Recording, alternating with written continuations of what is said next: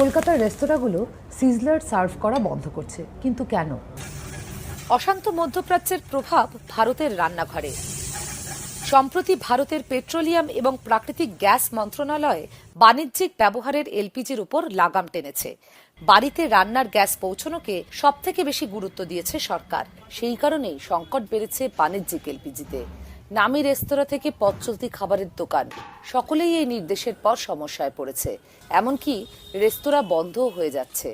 কলকাতার ফুটপাতের role, chowmein বা তেলেভাজার দোকানেরও খাবার বানাতে প্রয়োজন এলপিজি। যতটা আছে স্টকে ততটা কাজ চালাচ্ছি, এরপরে কি হবে জানি না। কিন্তু অনেক জায়গায় শুনেছি এরকম বন্ধ হয়ে গেছে রেস্টুরেন্ট, আমাদের এখন চালিয়ে যাচ্ছি আমরা। রেস্তোরাঁগুলো বন্ধ করেছে বিরিয়ানি বা সিজলার্সের মতো নামি পদ।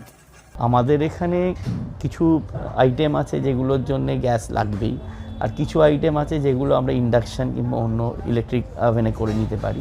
আপাতত যদি এরকম ক্রাইসিস হয়, আমাদের যা স্টক আছে হয়তো 1-2 দিন চলবে, তারপর যেটা হবে যে সিজলার আমরা সার্ভ করতে পারবো না।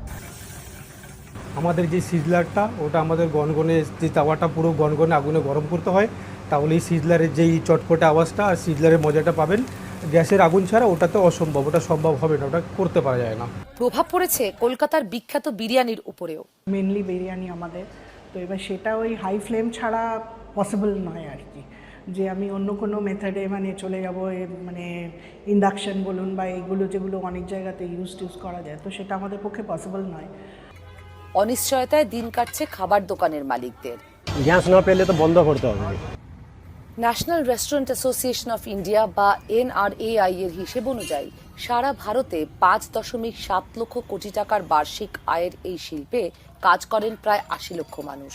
কলকাতাতেই আছে প্রায় 5,000 রেস্তোরাঁ। NRAI এর মতে প্রায় 40% রেস্তোরাঁতে এলপিজির সংকট তাৎক্ষণিক প্রভাব ফেলেছে। কোনো রেস্তোরাঁর মালিক লকডাউনের সঙ্গে অনিশ্চয়তার তুলনা করছেন। 2020 সালে কোভিডটা আমরা দেখেছি, সেই সময় আমাদের যে ফিলিংসটা হয়েছিল কী হয় একটা ভাব, এখনও সেই একটা অ্যাংজাইটি ফিলিংস হচ্ছে যে কীরকম কী হবে, আমরা তো জানি না ফিউচারে কী হবে। এলপিজি সংকটে ভারতের ট্রেনের খাবারে মাইক্রোওয়েভ এবং ইন্ডাকশন ব্যবহার বাড়াতে নির্দেশ দিয়েছে Indian railway catering and tourism কর্পোরেশনও।